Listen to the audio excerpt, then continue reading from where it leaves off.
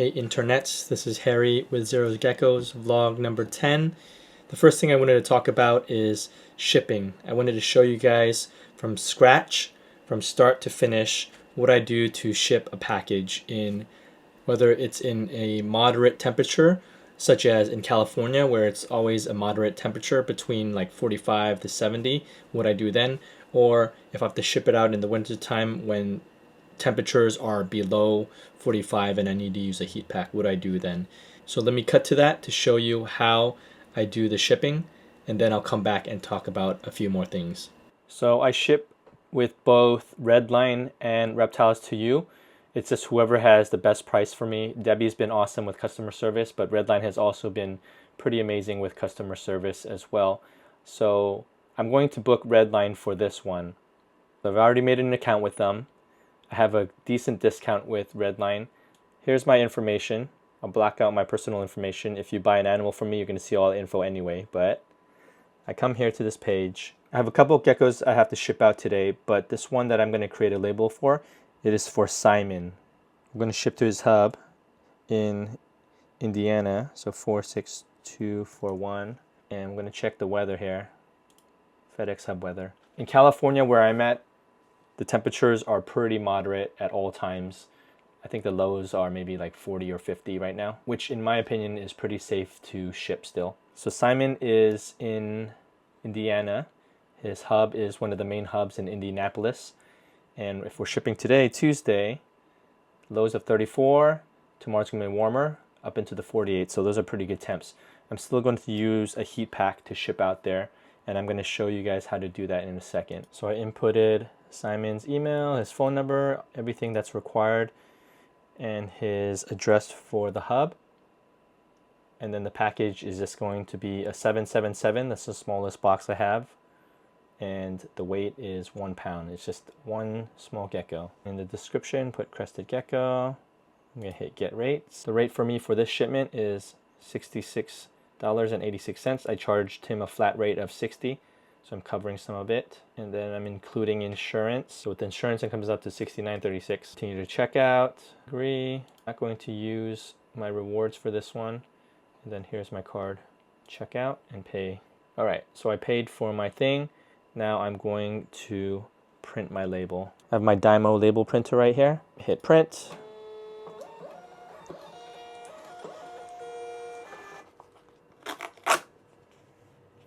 And I got my label. So one thing about shipping is that you want to get the best rates. That's obvious. You want to go to Reptiles to You. You want to go to redlineshipping.com. You want to go to Ship Your Reptiles, Reptile Express. Go to all of the shippers and try to get the best price. And a lot of them will try to match. Actually, I've only dealt with Reptiles to You and Redline Shipping, but those two will match each other as best as they can. And so just go to them and say, hey, I got this price, and go back and forth a little bit. And do that with the other shippers as well to see what you can do in terms of how they can serve you. Because shipping labels are pretty expensive, especially from coast to coast. Everybody that ships to California from the East Coast complains about how crazy expensive it is, and that's true. It's really expensive to ship out here, but I live here, and so it's really crazy expensive for me to ship out to the East Coast, which I do often. So we're all just trying to find the best and the cheapest shipping, plus the customer service. But in general, I think the shippers all have pretty good customer service. It comes down to a few variables when it comes to who you want to go with, and sometimes you can mix and match. I'll ship with Reptiles to You sometimes, other times I'll ship with Redline. It's not always the cheapest that I go with, because I do value customer service. I value how Debbie Price from Reptiles to You goes out of her way. She really goes out of her way to provide you with the best experience, to help you out, to do what she can to get you discounts and whatnot. And she's very communicative. She's easy to reach out, and she'll talk to you right away. And so because of that, I do ship with them at times. Redline has been really good for me as well when it comes to their customer service. The email, probably within 30 minutes, they'll reply to you whatever you ask of them, and they'll do their best to take care of you.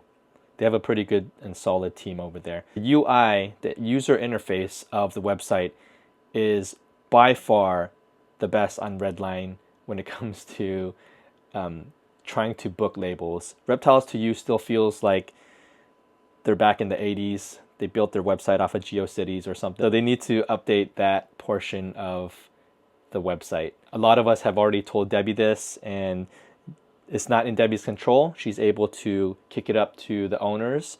I believe the owners of Reptiles to You also owns Gans, the cricket farm or whatever. And I don't know too much. I just know they own both of those things. But man, that website it's pretty bad.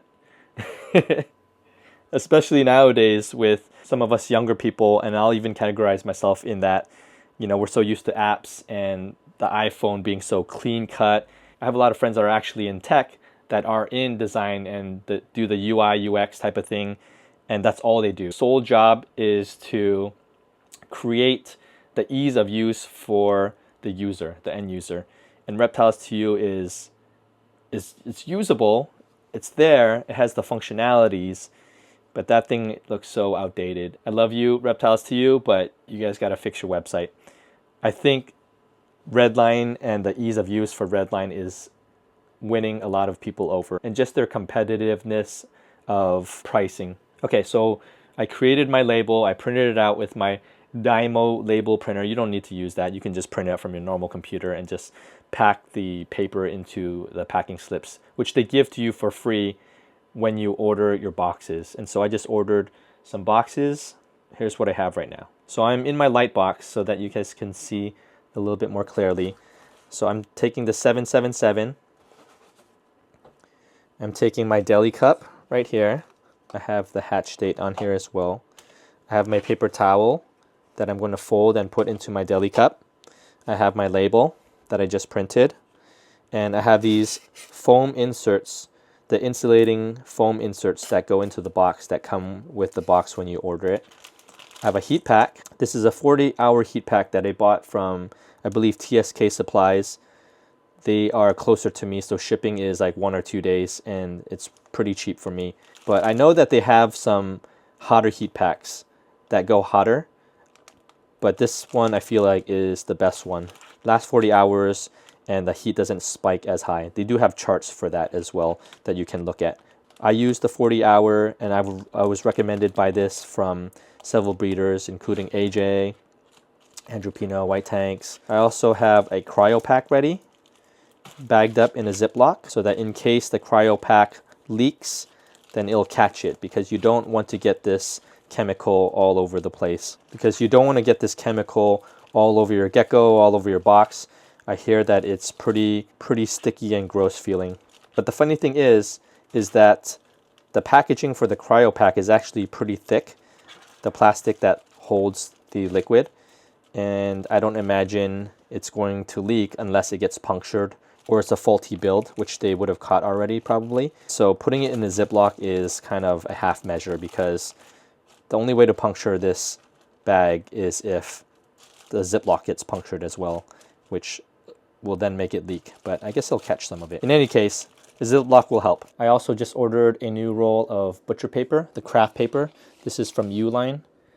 I got quite a bit, and it wasn't too expensive. It's maybe like 30 bucks, 40 bucks shipped, which is fine because this will last forever. And I'm gonna rip some of this and put it in the box. There you go, butcher paper, craft paper, ready to go. All right, so let's assemble this thing. Okay, so I have my packaging tape here.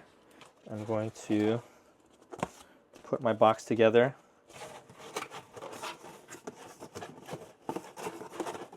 All right, this tape sucks. Up and up, Target, you suck. Doesn't roll properly, but we're gonna make it work.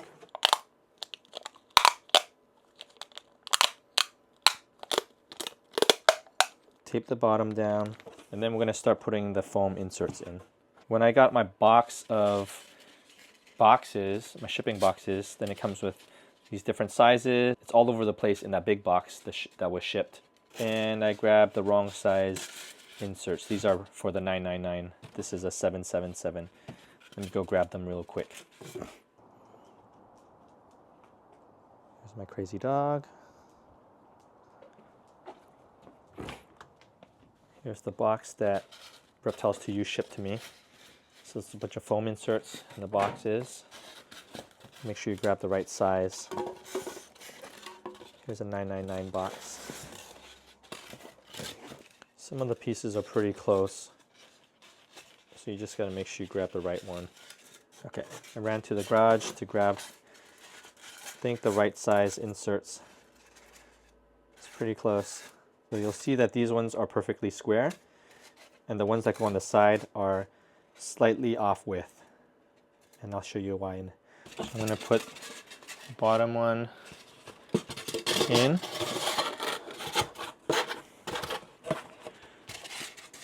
And I'm going to put the slightly off width ones in as well, like a star a little bit.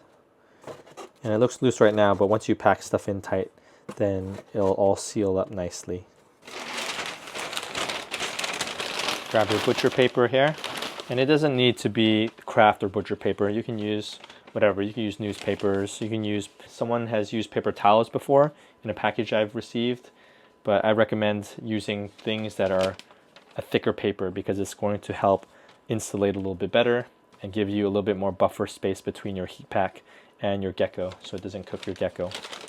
Throw it in, make a little nest for your deli cup here. Grab your deli cup, paper towel, fold it in here,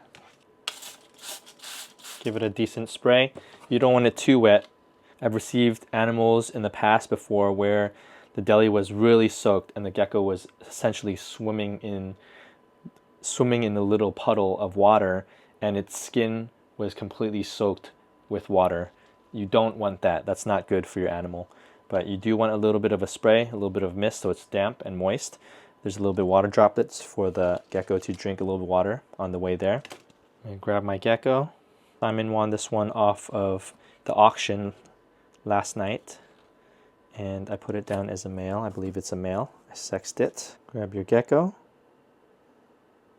This is an auction win by Simon last night. $90 steal. Get him cupped up. I fed him last night, so he should be nice and happy.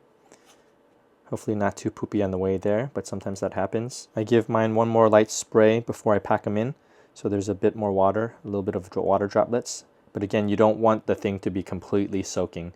You just want your paper towels to be moist, a little bit damp, but not soaking. Pack it in.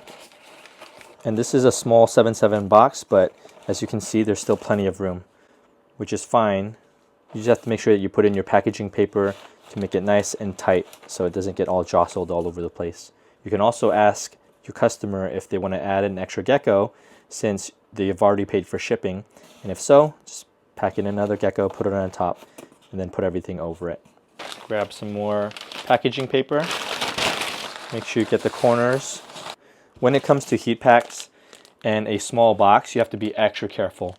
You don't want to overheat your gecko. Your gecko is better off being colder than hot. This will melt your gecko, and so you have to be extra careful. What I do is I pack it in pretty tight, and I'm going to put more paper in to make sure that there's more of a thick insulation when it comes to the buffer between the heat pack and the gecko. So I'll pack in a little bit tighter. The safety of the animal is first and foremost. So you want to do due diligence to make sure that it stays as safe as possible. So I packed it pretty good. I'm going to take my cryo pack. I'm going to put the cryo pack right on top right here. And then I'm going to open up my heat pack. And the heat pack usually takes a little bit of time for it to kind of start working and heating once it's exposed to the air. This red strip right here means that the heat is coming out this way. So whatever side the strip is on, that's where the heat is most directed. Back here you could peel this and then stick it to your foam insert. But what I do and what I've learned from AJ and some of these more experienced guys that have shipped a lot is that there are some tricks to it. What you can do is that you can tape this heat pack facing the insulation and then wrap your tape around it so that it stays on there. And then you can put this on top and so that the heat pack is in between the box and the foam insulation. And that will give even more buffer so that it doesn't cook your animal. So in that case, if it's not super cold, like 40 to 50 degrees, you might not even need a heat pack. It's kind of in that zone, but you want to play it safe. You want to keep it warm.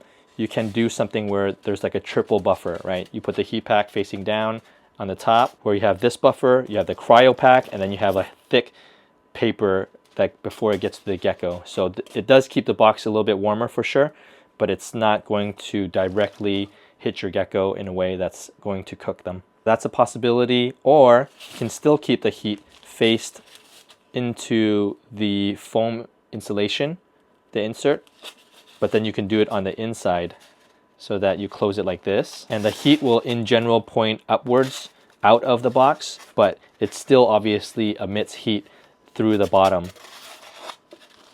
But you'll have the cryo pack, you'll have a lot of paper insert to kind of give you that buffer of the heat. The heat pack is a little bit tricky, so if you're not certain, you can always ask an experienced breeder friend to kind of walk you through it step by step. I'm kind of doing it right now, but also it's always good to get like a second opinion on how other people do things. Make sure to create space between shipped item and warmer with spaced filler or newspaper. Basically, don't put this next to your gecko deli box. That's obvious, but we just have to say it. If you put this on top right next to the gecko, your gecko is going to die, so don't do that. So you have to create buffer, you have to create space. What I'm going to do for this one is that I swapped out this completely liquid cryo pack for one that's a little bit slushier. This one was in a little cooler place, and so it's a little bit slushier, and this will give even more of a buffer for my heat pack. So the heat pack is going to warm up, and once this hits about, I think, 74 degrees, it turns into a liquid state. But putting one that's a little bit kind of on the harder slushy side, and then putting it into a box here will kind of further help it a little bit. So I'm going to take my heat pack, point it here, tape it to the installation. Just like this. And I'm going to put it in here like this. Throw your stuff on there, business card, some stickers, and then wrap it up.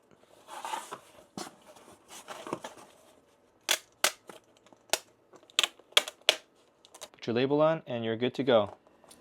I hope that was helpful.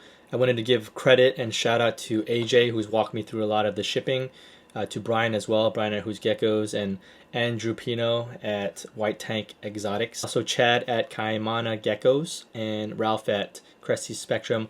All those guys have collectively helped me. They've given me a lot of shipping tips and a lot of just random tips to help me grow along the way in the hobby. A lot of things that I learned from friends in the hobby, and I'm simply taking that information and sharing it with you guys. And so credit to all those people who have helped me and walked me through the hobby to help me to get where I am in the hobby. Much appreciated, guys. Love you all. So hopefully those shipping tips were helpful for you guys. There are a lot of different situations in how to do certain things. I know sometimes people will pack a larger box and put a heat pack in there, and so it gives more buffer. So rather than a 777, which is pretty tight and compact inside, they'll do a 1296, put a lot of packaging paper between the heat pack and their however many geckos on the other side of the box. So just to be safe, just to keep everything safe. There are different ways to go about it, and depending on the various temperatures of the times that we're in, it's going to require maybe a slight adjustment here and there. AJ has always also said that it's not so much where you ship and where it ends up per se in terms of the seller and the buyer's addresses, but really where is it going to go to when it goes to the hub. So this is why on Redline Shipping, when you click on the zip code and it says check the hub temperature, that is an important one to check, because the first thing it does once it ships out is it flies to the hub, the sorting facility, whether in Memphis or Indianapolis, and it stays there overnight. Those are the hubs that your geckos are going to stay the longest. Once it ships out, then it goes to the facility closer towards your buyer. Pretty much the buyer will go that morning and pick it up right away, and so it doesn't stay at that location very long. So the hub is the most important one to take a look at when it comes to the temperatures. Where is it staying? How cold is it going to be? And adjust accordingly. So those things I learned from AJ. He's taught me a lot when it comes to shipping, and he's shipped countless and countless of boxes throughout his years of selling animals. There are some weeks after auctions where he just says, oh man, I got to ship 50 geckos out. So he has a lot of experience when it comes to shipping. I don't think he's killed any animal. I think he said maybe one has died in over a decade. But other than that, he's had almost 100% success rate. So I'm learning from the best. He's been a good helper and mentor when it comes to a lot of these things. Something else I wanted to talk about is hustle. Last vlog, I talked a little bit about my recap with the episode with Robin from the Gecko Pod. And I talked about how he hustles. He's an entrepreneur. He loves working hard.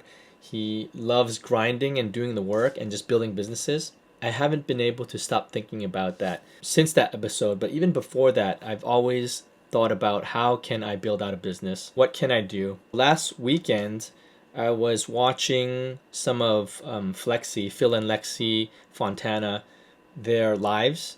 They're friends that do plants, Fontanimal Plant House. They have live Instagram auctions on Saturdays, most Saturdays. And so this past Saturday, they went from 5:30 p.m. my time to 11:30 p.m. That's a 6-hour grind on an Instagram live selling plants. And man, I was just blown away just by their hustle. They do this regularly too. Sometimes the lives are a little bit shorter, like I don't know, 3 hours, 4 hours, which is still pretty crazy.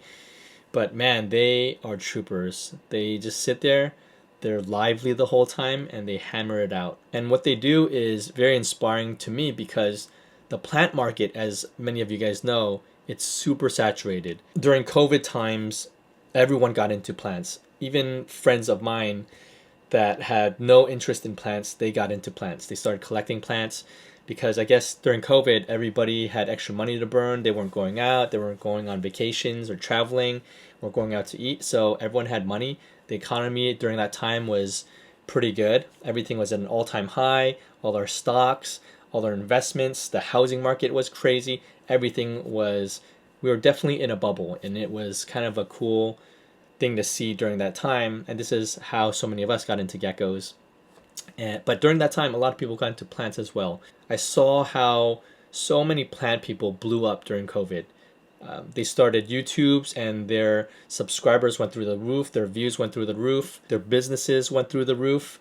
And several people, once the COVID restrictions lifted, they opened a business because they made so much money during COVID selling plants that they started a business. They started a business, meaning they opened a brick and mortar shop.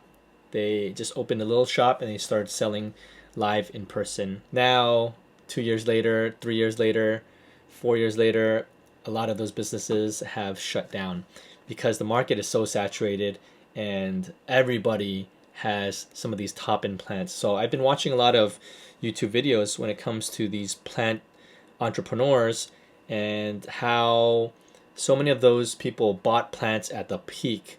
Like they were buying Thai constellations, Monstera Thai constellations for hundreds and hundreds of dollars, some $1,000, and now people are giving them away for free. They're maybe like $50, $30. I saw a post that at Home Depot, some Home Depot, I'm not sure what state, they're selling Thai constellations for $35. And so once it goes to Home Depot, the thing is way oversaturated and those things lose their value immediately. But it was crazy to kind of see the astronomical prices and then the subsequent fall and dive of the plant market. And I say that because in order to really appreciate what Phil and Lexi do at Fontanimal, you have to understand the market. The market is super saturated, and what they do is so next level that I'm so impressed by how they run a business. They've built an audience, they've built an online presence, they've built the collection and stock of plants that everybody wants, and they've been able to stay on top of the curve when it comes to some of these best new plants, some of these hybrids, these anthuriums, and all these things that people want. And they've built that thing out. Man, I think they started in 2020, so they also started during COVID times, but I'm sure they knew plants before COVID. But officially, it looks like they started Fontanimal Plant House, the business, in 2020, and now we're in 2024, and they've just been killing it this whole time. So that business hustle to me, man, is so inspiring. So Phil and Lexi, if you guys watch these vlogs, and they've been supporters of me too. They follow the Gecko Pod. They have always been awesome in terms of being encouraging and sending little messages here and there and liking our stuff. And I see that, and that really inspires me, encourages me. And so Phil and Lexi, if you guys see this, shout out to you guys. You guys are an amazing couple, and really inspiring for me to aspire to when it comes to the business sense and that hustle.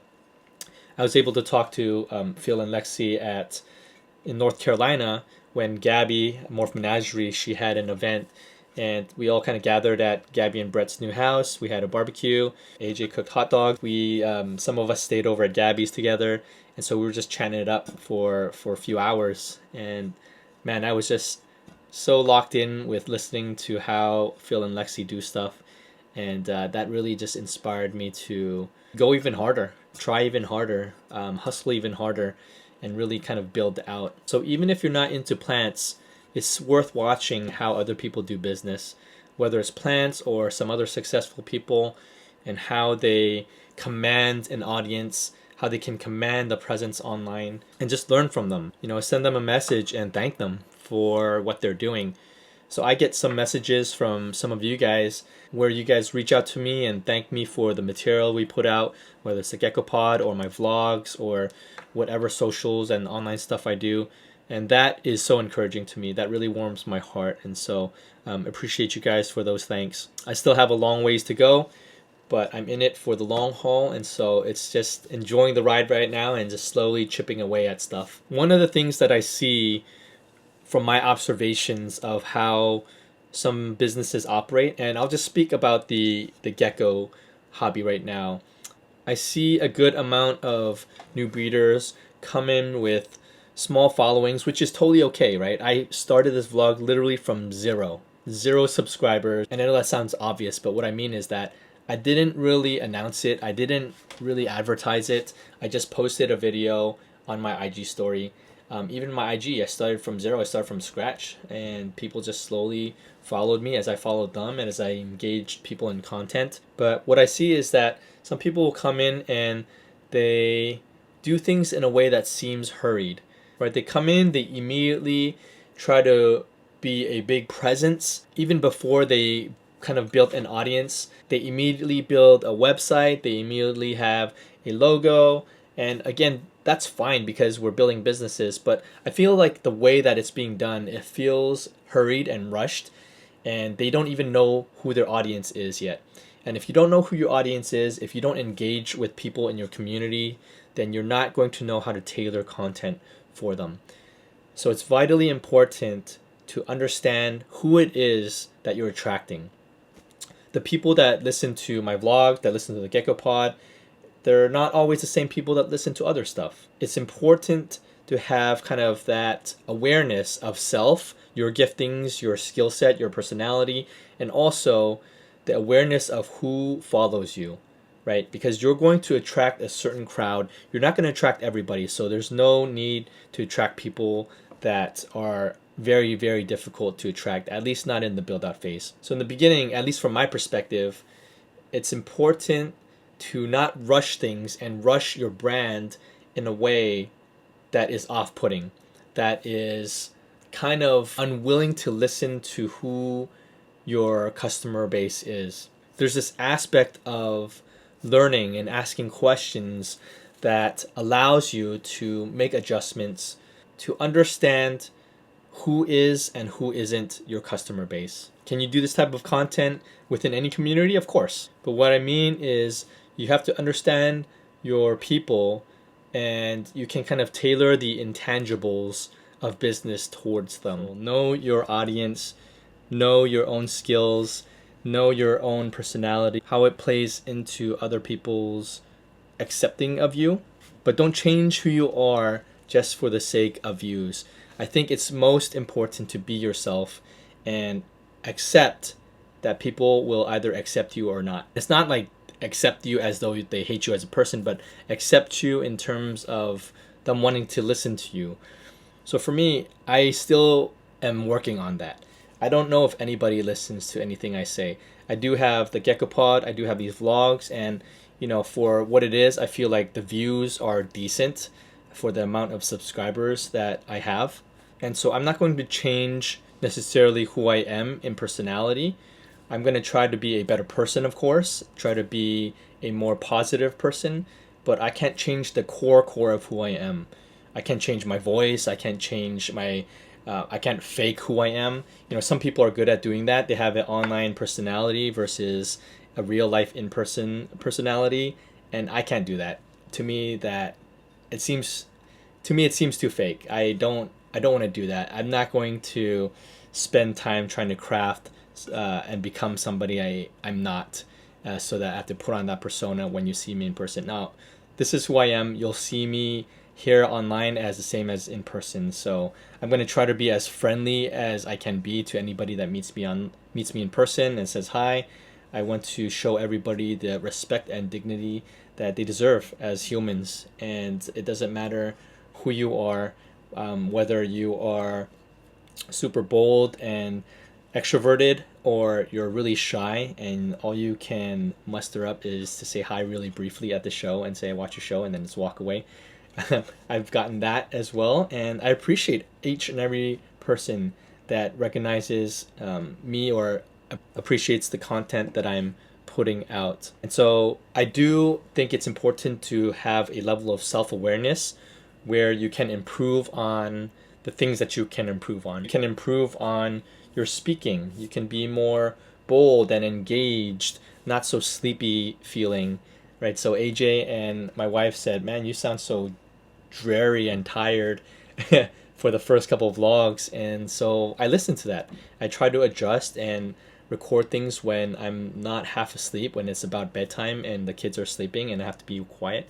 So I'll try to record a little bit earlier. I'll try to record things during the day.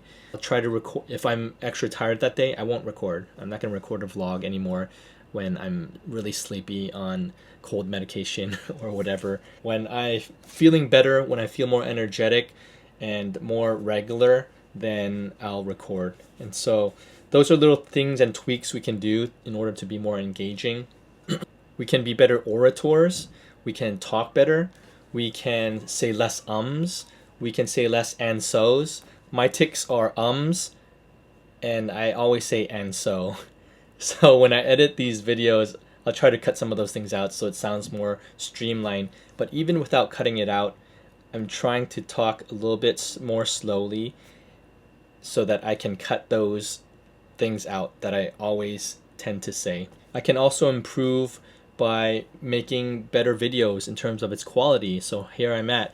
Hopefully this uploads in 4K 60 rather than the 1080 grainy video. I can try different things with StreamYard, trying to port it in and so you can see both screens.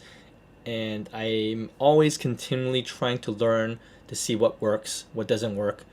Basically what is helpful for you guys and what is not helpful for you guys.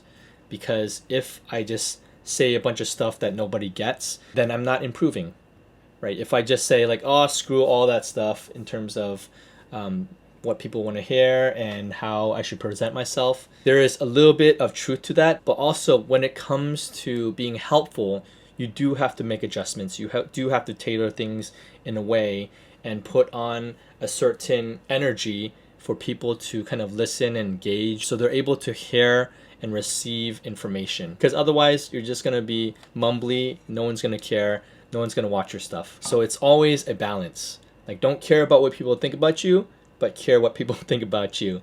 It's not one or the other. You have to hold to both things at the same time. There's always a middle ground when it comes to how to do things. Because on one hand, you're bold, you don't care what people think, but also you're humble. You're humble because you're learning from people. You're trying to adjust kind of how you do things so that you yourself can grow as a person. Don't see things just as you're trying to get as many views and likes and subscribers as possible. Think about it like this. How can I grow as a person? How can I grow as a breeder? How can I grow in my craft? Are you going to grow in your craft if you don't care about what anybody says? No. Right? Don't care in the sense that it's going to stress you out and put you down and make you stop doing work, but you should care in the sense that you want to learn, you want to grow. It's always a balance. There's always moderation of both things, and that middle ground is where you're going to find your happy place, where you're going to be continually challenged to learn and grow, and at the same time, you're still bold. You're still okay with people that have negative comments against you, that don't like you. You can bypass those things and just listen to those that will help critique you in a way that's going to help you to grow and learn. The more you grow as a person, the more you grow in your craft, the more you can handle negative responses, negative comments, and negative people, and even take things from those people and learn from them, right? It's easy for us to just completely shut out bad people, villains, people that don't like us, people that steal and copy our stuff without giving credit, people that just try to use you, right? Those people like make me feel bad, but I still think there are things we can learn even from those people. So have this learning mindset, and in that, you're going to go far. You're going to adjust how you do things, how to reach more and more people, how to get better at your craft, how to get better at speaking, how to get better at putting yourself out there, and still remain true to yourself. That is a good balance to hit, and that is when people will begin to listen to you and begin to respect the things that you say. So those skills are universal. Those are things I learned in past jobs, and I'm bringing it into the Gecko world. There are certain things when it comes to any community, hobby, or job where you need to learn how to present yourself as a person. Those things are very helpful for any community. Everything else in the Gecko hobby, those things are relatively easy to learn, right? I can learn how to breed animals. I can learn how to take care of animals. I can learn how to expand my operations. Those are all technical things that anybody can learn. The hard things to learn are kind of the soft skills, the people skills, the presentation skills, the marketing skills. So when it comes to growing in the hobby and growing in the business, this is why I have the tagline, Geckos Business Community, because you're not just growing in the technical aspects of the geckos and the technical aspects of the business, you're also growing in community. You're also holding all of those things together and learning both the hard skills, the technical skills, and the soft skills when it comes to presentation and commanding a community and commanding a people. What I mean is like not that you have power over them, but that you are serving them, that you are helping them, and people will listen. Sometimes we mix those skills up and we think that we have things that we don't have. You'll see some breeders with thousands of subscribers and yet their views are 50, 100. Here, we're able to create something with very minimal subscribers and yet more engagement. That the engagement part is the most important part. Doesn't matter how many subscribers and views you have, and yet it matters, right? Again, what I mean by that is it doesn't matter that you chase those numbers, but those numbers are telling in a different way. How is the engagement? How do people reach out to you? How do people engage with not just your content, but you and your animals and conversations in DMs? Those are the real numbers. So for my channel, I have, I'm not sure, 270 subscribers, and I'm just slowly chipping away at it. I have I think 400 views on my last vlog, 500 on the one before. I'm not super sure, but those views tell me certain things, but they don't tell the whole picture. I'm building this platform not for the views and subscribers. I'm building it for engagement. I'm building it for people that actually getting deeper and deeper into the hobby. Those are the people that I'm trying to reach, because that is what my content is for. Can I make easy how-to videos? Make a cool thumbnail with all the big icons and bold lettering with my face right in front? And maybe I should try that to see how much engagement I get. And sure, I can get likes on that thing. Those things are helpful, but I want to go even deeper than that. So maybe I'll do a series of kind of the Care 101s, how to do this, how to do that, and make the video and editing processing much cleaner. But right now what I'm focused on are you guys watching the vlogs. People that reach out to me and really appreciate the content and feel like it's super helpful, that having these conversations like this, it's easier to engage with, because I talk at a high level in terms of the overarching bird's eye view type of thing, but I'm also able to kind of dive in a little bit into the weeds. And I feel like that is a good medium for new breeders, because we need to know always the overarching view of where we're going, what we're doing, and then we can talk about the details, right? If a new breeder opens up YouTube and says, "How do I breed animals?" and they see a dozen or so how to breed videos and they can watch those, it can be helpful. But then what? What's the next step? The next step is diving deep into the Gecko Pod, diving deep into the vlogs, diving deeper into the nitty gritty of things that new breeders will always eventually get to. And this is the zone that I'm in too. And this is the zone I'm very familiar and comfortable in because I went through it myself. Because of that, I can boldly say that this content that I'm creating, it can be helpful if people actually listen to it. Whether or not they do, that's something that I can maybe adjust and make a little bit more attractive, sure. But at the end of the day, people will listen to this content or not. And I'm fine with how it's going and where it's going. In the meantime, I'll still chip away at these videos and at the Gecko Pod episodes because I feel like the content is helpful and I just want to help new breeders. I want to help experienced breeders. I want to help anybody who wants to learn and engage with the rest of the community. What I love about the Gecko Pod and the relationship I have with AJ is that, again, I'm a newer breeder and he is an OG breeder that's been in it for a while. Here we are working together, chatting together. We built a strong friendship together, and I feel like between him and I, there's so much information and help that we can bring and give to you guys, to the hobby and the community. We might not be very flashy. We might not have all the bells and whistles of a fancy podcast. It's super low budget. I care less about the show and more about the content. And maybe that's not the full way to think about things, because in order to grow, we do have to market. We do have to put some shine on certain things. But for now, I want to show to myself and to you guys that we can grind it out purely off of just pure experience, and the content is real. The content is relatable. And in that, I hope that the content is more important to you than the show, than the numbers, than the fancy things. Do I want to sell and create a very good business, financially successful? Of course. And this is why we are having this conversation.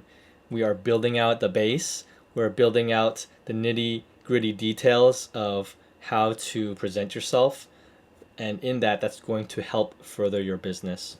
I'm still personally grinding out a lot of the business stuff. I'm learning things from the ground up when it comes to the Gecko hobby and Gecko business. I'm able to put content out and feel confident about the things I put out because it's what I've experienced and it's what I've seen work. Now, ramping up business-wise, that's a different game, and that's something I'm still learning. I've come to learn that with the funnel of the vlog and the Gecko Pod and the socials that I've built out, it is positive in that it funnels people towards my page. It funnels people towards Morph Market and the auctions I've started on my webpage. So I've built the funnel and that works. And I think it's great. Now it's just a matter of how can I handle the level of sales on the next level. So a lot of times I'll just sit over there in front of my hatching rack and I just think about business. I think about the projects I can make. I think about the animals that I can build and grow out and pair together. I'm really excited about certain projects in the future. And I also think about volume and quantity of animals. Before, I was concerned that I was producing too many animals that I wouldn't be able to move, but now I feel more confident that I'm able to sell stuff at shows, online, wherever it may be. And because of that, now I'm the opposite of thinking that, oh man, I'm not sure I'm going to have enough animals to last me through the season. So I just sit there and I think about ways to expand and pair more. I think so far this season I paired maybe 35 females. Whether they took or not, that's another thing. But I paired around those numbers. I think I'm going to pair a few more to hit maybe 40 or so. And we'll see where that takes me this season. It's definitely going to be more than double what I paired last season. But I'm saving up money from the sales that I'm making to build a backyard building. Maybe like, it's not going to be huge. I live in the Bay Area, California, where we don't have big plots of land. So my backyard is small. My space is very limited. But I think I can fit maybe a 8 by 15 room out there. And so I've been talking to my contractor. I've been trying to save up money so that I can pay for this this simple building that's insulated, where I can put a cooling unit, and where I can just line the wall up with racks and enclosures, and I can expand my operations. So that will serve two purposes for me that I can think of at the moment. One is that I'm able to further the projects that I'm trying to make. And what I mean by that is that, let's say with this high white project that I'm working on, last season I paired maybe 4 or 5 males within that group to various females, and so that I can have these outcrosses when I pair some of these animals to each other. But in order to kind of hit and expedite a project to be at a higher level, I feel like I need more females. I feel like I need to breed more in order to hit these holdbacks that are going to help elevate my projects. And if I'm not able to breed more than last year, then it's just going to take me even longer, which again is okay. If you're there and you don't have the space or kind of the desire to even produce so many animals, then that's totally okay. I feel like that's most people. But for me, I feel like I can handle that in terms of the numbers. So that's number one. I can expedite and further my projects that I want to work on. But number two is that I will have obviously a higher volume of higher number and quantity of animals next season that I can sell and provide. I can go to more shows. I can do more events online, and it will just allow me more product to move. And so I feel like right now there are certain things I want to do, but I can't because I'm worried about the volume of animals that I can sell and move. As smaller breeders, the goal is to sell out, right? You want to sell out your entire collection or whatever's available each season, so that you don't have leftovers. You want to be able to sell out. You want to be able to have space in your racks, in your room, so that you can pair for the new season stuff. I want that too, but I also see it as a business where I can sell stuff. So I want to create a few more things, nice things, hopefully higher level holdbacks, and also higher level mid and low tier, if that makes sense. And I can sell things at shows, I can sell things online, and not worry about running out of stock. So those are the reasons why I feel like I want to expand. Before, I wasn't sure about that, but as I kind of sit there and think about what my goals are for the business and what my goals are for the hobby and my projects, my mind begins to wander in terms of expanding my operations. And I feel comfortable doing that because of what I've been doing already. I have over 200 animals. I have maybe 250 animals or so that I'm, including hatchlings, that I'm raising up, growing out, breeding, things like that. And I feel like I can at least double, if not triple.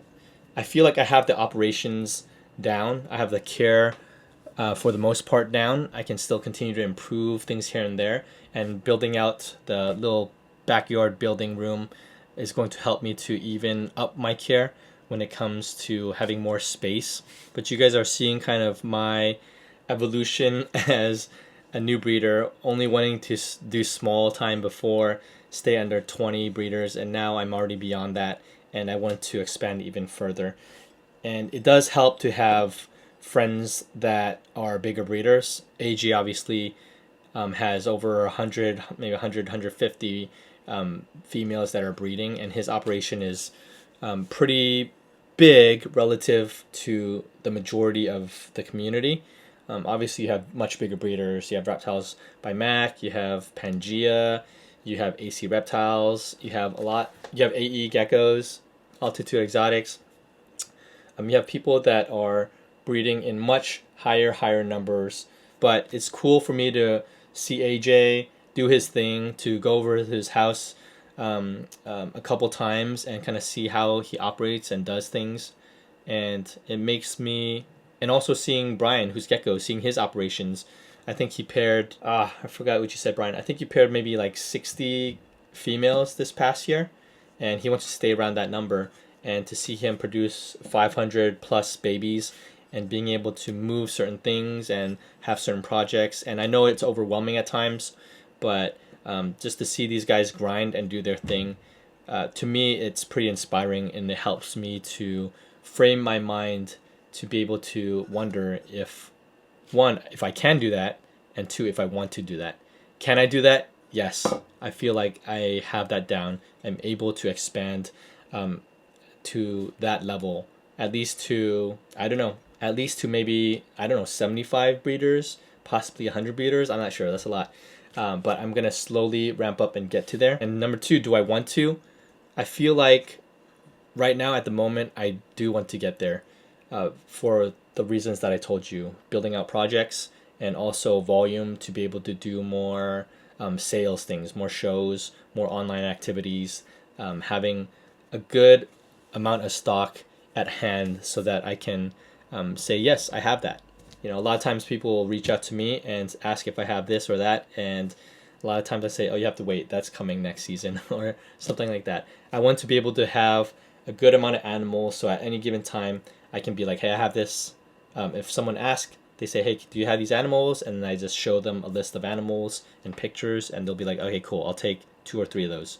And I'm able to provide that. So right now, that's kind of my mindset as you see me kind of growing through my phases of evolving as a breeder. Maybe a year from now, you'll see what I just said come true, and I'll have a building in the backyard and breeding a lot more females, creating a lot more volume. Or maybe I'll just stay the same. We'll find out. But in any case, I just love working with cresteds. They are such a fun animal and fun species. They're so funny. I love the hobby and I love the community. There's a lot of good people in this community that just really are encouraging and are good people. Okay, a couple more things. I think, was it Sharon Matthews in my last vlog sent a comment about what lights do I use in these Exoterras? And the answer is I use these cheap, very cheap puck lights, LED puck lights from Amazon. I think these are the lights that I got. Sorry, I'm not connected to my StreamYard, so I just have to do it ghetto style, or just show you on my phone. But if you go to Amazon and you just type in LED puck lights, go to the one where it has a bunch of these lights and wires, and it has this control unit right here. You see this right here? These control units and a remote. And then you just connect all of these lights to this one relay, and you plug it in, and all those lights are controlled. And this thing is has 572 reviews, and it's only $30. And I found that it's been pretty good. It hasn't died on me yet. I thought it died, but I just had to kind of reset it. But it looks like this. Let me turn them on. It's nighttime, but I'll turn them on. And it looks like that. Let me see if I can show you. So if you look on top, oh fuck. If you look on top, I literally just placed these puck lights on top of the Exoterras, and these wires go to the back. They go to the back of the cages, and then they run to a relay unit, and I just plug it in. And then I plug it into a Govee timer plug, and I set a schedule for that Govee, so it turns on at, I think it's at whatever time you want it, 7 in the morning to 7 at night, or whatever, 5 at night, whatever time frame you are in. That's pretty cheap. $30, maybe buy 2 sets, and you can light up all your Exoterras. Just tuck the wires behind the back and place the puck on the top and it just shines through. So hopefully that's helpful, Sharon. This light up here, this is just something different. It's a Philips Hue Go light, and you can change it and set the settings to kind of cycle through different scenes, as they call it, and it goes through different hues and colors according to what you set it. You could set up like the theme is like nebula or starry night or dawn or dusk, and then it just kind of fades in and out accordingly. So I like to have that light on here when I'm in the room. It just gives it a little bit of a cool ambience that kind of sets the mood. Let me just share before I go that I've been looking at hognoses, not to breed, not to sell, but I just want one as a pet. I have a tank that's over there under the window, and I just want to have a pet hognose. And I was looking at a morph market. It's like, why are these hognose so expensive? They're more expensive than cresteds. I really like, I don't know the morphs. I'm not very familiar with the morphs, but I really like white snakes. And so they have some, the leucistics are pink, right? Because they're leucistic. They don't have a lot of pigmentation. But I like the white snakes, the arctic, the yeti, the snows. I'm not sure how all those morphs and traits work and what is what, but I just really like white snakes, and so I've been kind of casually looking and browsing for a hognose that's affordable, that's not $2,000, that's not $5,000 or $10,000.